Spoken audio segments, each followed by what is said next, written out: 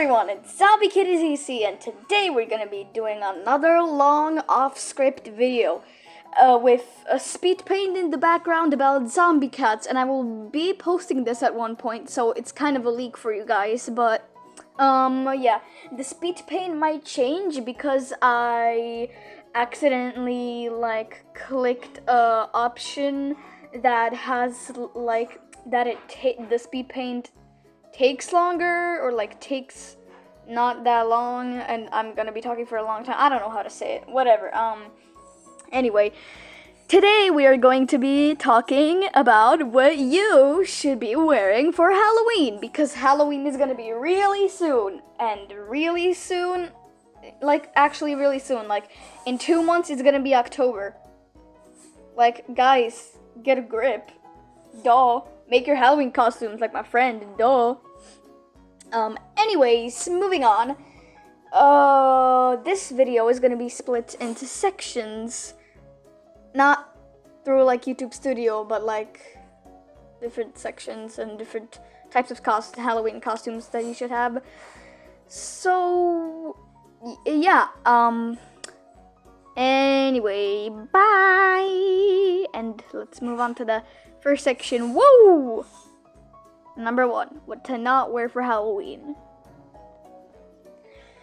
You heard me right. So the first section, what to not wear for Halloween. And yes, these are tips for costumes for Halloween, but let me just say this really quickly. So, some people, I'm not naming any names, are making costumes that are jeans and a black shirt with a couple of accessories and a mask or a hairband and calling it Scream, which is maybe just a thing that I don't like. It's a me problem.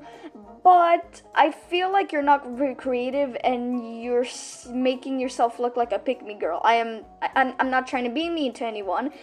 I just feel like it's like that. Why can't you just pick a normal costume? Why do you need to have this pick-me girl era normie vibe? Okay, maybe that's just me. Okay, I'm very sorry. Yeah. I just wouldn't wear anything like that, or if you're not wearing a costume, what the hell are you doing? It's Halloween. Gosh, what are you doing? It's Halloween. But yeah, moving on to the next section. Number 2, basic to stylish. So this is the second section, and this involves childhood, at least a little bit. So, I think almost all of us, well, probably all of us, if not all of us, then I'm sorry for your childhood, have worn a normal costume you could buy at Walmart. For example, a witch, a ghost, or Frankenstein, werewolf, you name it. Which, there's nothing wrong with that. But you could style it. Instead of doing a normal costume like that, you could make a costume, but it would be still the normal basic prompt. Yes, it won't be the bad costume, but it will still be the witch. It will still be the same thing you're kind of looking for, which, in my opinion, is kind of cool. And not only that, but you could also take the costume and add some details to it to make it either look more creepier or look more stylish. And I know not all of you can do that, but if you can do that, that's really good, and I think you should try it out so you won't blend in that much. Even kids, if you're a kid and you're trying to dress up as a ghost, just don't go in a white blanket. Just put a white blanket around your waist and put a scary mask on, and then walk like a ghost, or maybe paint something on your face to look more like a ghost, or you know what I mean. Just something similar to that, and if you actually do that, then cool. You're styling the normal costumes. It's like styling clothes. But yeah, that's the second section. I don't really know what this was about. I just wanted to say something near this theme. Plus, I don't have a script, so what do you think I'm gonna say? I'm gonna say like, oh my goodness, like, anyways, I'm gonna be done yapping, and let's move on to the next section. Also, the speed paint will no longer be about zombie cats, probably, but it will be about something else because I know I have some backgrounds in speed paint, so I just want something for the background. Ignore it. Anyway, move on to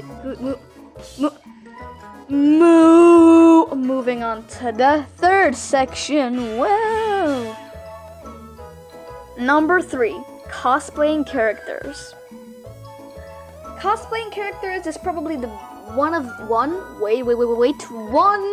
the best things you could do.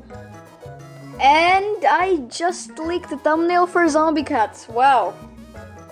Ignore the speed paint, please. Do not leak it on any other website. I don't want the thumbnail for zombie cats to be leaked. Like, I mean, sure, but anyway. Cosplaying characters. If you were to cosplay a character out of any sort of fandom, it would be really cool. And if you do it well enough, then maybe you could get recognized even.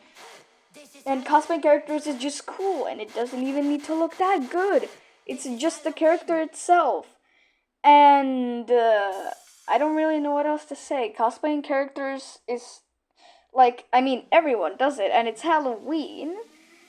And I think for Halloween, cosplaying is totally cool, but maybe picking a scarier costume would be a little bit cooler. So, what if you would cosplay a character that's sort of scary for Halloween? But if they're not, you don't have to cosplay a scary character. I think it's just a tip because Halloween is all that scary stuff, and you know it. But yeah, that's it. The next section has something to do with characters, but not really. And that's the section I made up myself because that's the Halloween costume I'm going for. So get ready, baby, because if you have an OC, you're gonna like this. Number 4, cosplaying your OC.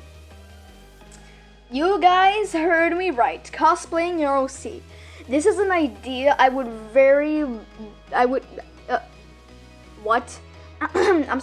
be very happy to see in Halloween. Because cosplaying your OC is so freaking creative. Like, literally, imagine cosplaying your own character.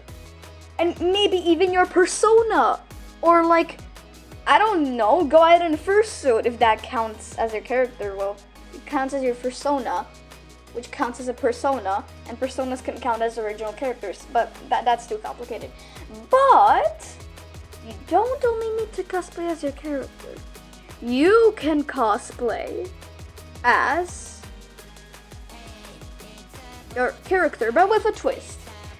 If you like to give your character a lot of trauma, or if you're like me and they're from a universe, or like they're dead, because mine's from the FNAF universe, that's why they're dead, then you could cosplay them as dead or as traumatized, like in the main part of their lives where they were just traumatized.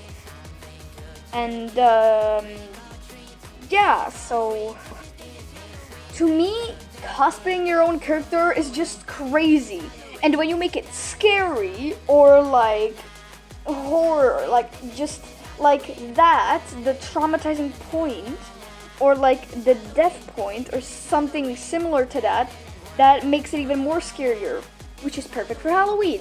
And yes, you might say that not every OC needs to be a trauma magnet, which is true.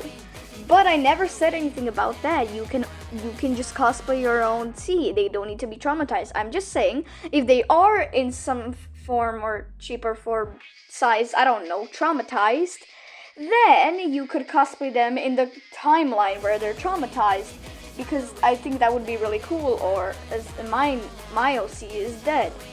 because that would be really scary. And I love scary things, and I love Halloween, and I'm gonna have a Halloween party, and I'm just so excited for this year's Halloween.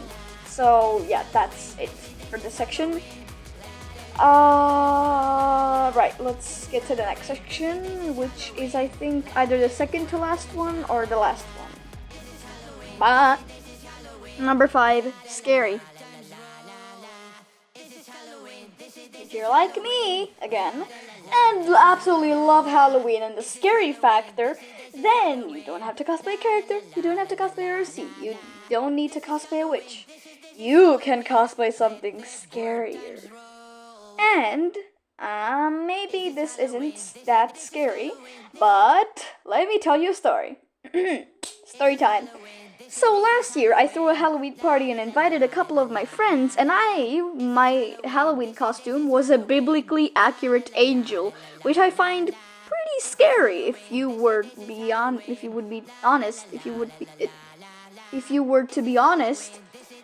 And I bought, or like my family bought 2 other costumes for my mom and my dad, because I'm an only child. If I had siblings, probably we would buy or make other costumes too. And yeah, and they were like dressed in outfits that would match the Grim Reaper. And one time we were playing a game at the Halloween party, and my friend got so scared that she went on my bunker bed, and my dad scared the living heck out of her, and she started literally crying her eyeballs out. So if you would be that level scary, maybe watch out for younger kids, because yeah, Halloween is like a huge part of it is for kids, but it's for all ages, of course. Just maybe don't be that scary, especially around the young children, because they celebrate it a lot. But yeah, be scary. Like, it's Halloween, so be scary. Be someone from Analog Horror. Be the boiled one. Be the Cat in the Hat Analog Horror. Be a skinwalker. Be scary. Be a demon. Be a shadow. Be something that screams scary. Because that's, like, I think the best thing you could cosplay for Halloween. But, not cosplay, but you know what I mean. But that's just my opinion. Anyways, I think that was all of the sections and all of the costumes and stuff. So let's move on to the outro.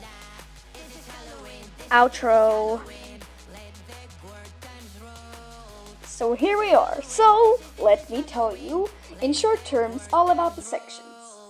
First section, or like what you should not wear. Probably an outfit that isn't very suitable for Halloween and makes you look like a pick-me girl, but that's just my opinion.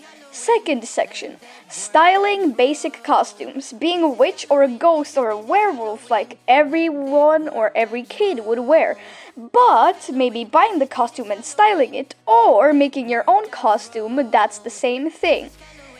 Third section, cosplay. Cosplaying a character, especially scary characters, is really good. Imagine someone would come up to you as Demogorgon. You would be literally crapping your pants. Section 4, cosplaying your OC, especially a traumatized or dead one. Really cool. Section 5, cosplaying scary characters or scary things. Absolutely amazing. Anyway, comment down below what you're wearing for Halloween, and see you in the next video. Happy Halloween! Happy early Halloween,